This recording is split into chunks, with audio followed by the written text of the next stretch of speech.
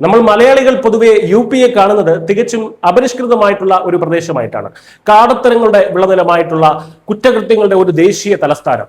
ഒരു 10 വർഷം മുൻപ് വരെ അത് അങ്ങനെ തന്നെ ആയിരുന്നു താനും.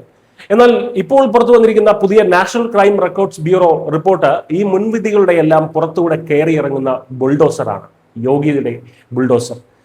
അതെ, വിമർശകരുടെ വായടപ്പിച്ച് യോഗി ആദിത്യനാഥ് മുന്നേറുമ്പോൾ ഈ പുതിയ കുറ്റകൃത്യ കണക്കുകൾക്ക് മുന്നിൽ തലകുനിക്കേണ്ടി വരുന്നത് കേരളം കൂടിയാണ്.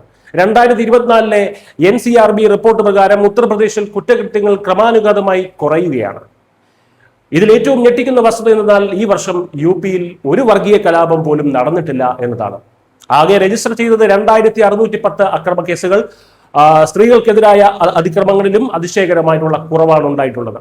സ്ത്രീധന മരണങ്ങളിൽ 50% കുറവുണ്ടായിട്ടുണ്ട്. അതായത് 2023 2122 കേസുകൾ ഉണ്ടായിരുന്ന സ്ഥാനത്ത് 2024 എത്തിയപ്പോൾ അത് 1047 ചുരുങ്ങി. 2022 കണക്കുകളുമായി താരതമ്യം ചെയ്യുമ്പോൾ ഇത് 51% ഇടിവാണ്. ബലാത്സംഗ കേസുകളിൽ 8.7% കുറവുണ്ടായി. 2023 3516 ആയിരുന്ന കേസുകൾ 2024 3209 ആയി. 2022 അപേക്ഷിച്ച് നോക്കുമ്പോൾ 13% കുറവ്. ഒരു കാലത്ത് ഗുണ്ടാരാജും മാഫിയ വിളയാട്ടവും കൊടികുത്തി ുന്ന സംസ്ഥാനമായിരുന്നു യു പി. പട്ടികജാതി പട്ടികവർഗ വിഭാഗങ്ങൾക്കും സ്ത്രീകൾക്കും സമാധാനമായി ജീവിക്കാൻ കഴിയാത്ത അവസ്ഥ.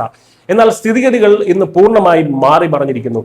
SC/ST വിഭാഗങ്ങൾക്കെതിരായിട്ടുള്ള കുറ്റകൃത്യങ്ങളും സംസ്ഥാനത്ത് ഗണ്യമായി കുറഞ്ഞുവെന്ന് പുതിയ റിപ്പോർട്ട് വ്യക്തമാക്കുന്നു. ഇതിൽ കൂടുതൽ എന്തെങ്കിലും ഉദാഹരണങ്ങൾ വേണമോ?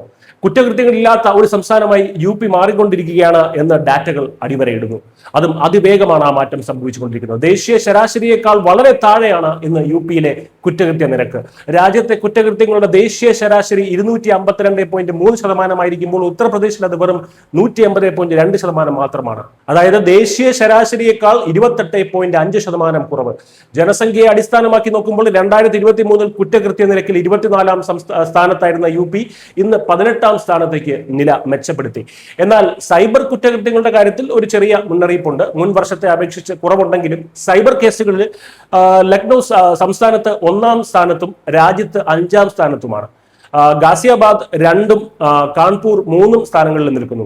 അന്വേഷണ വേഗതയിൽ അല്പം മന്ദഗതി ഉണ്ടെന്നും 898 പഴയ കേസുകളിൽ ലക്നൌവിൽ തീർപ്പാക്കാതെ കിടപ്പുണ്ടെന്നും ഒക്കെ റിപ്പോർട്ട് പറയുന്നുണ്ട്.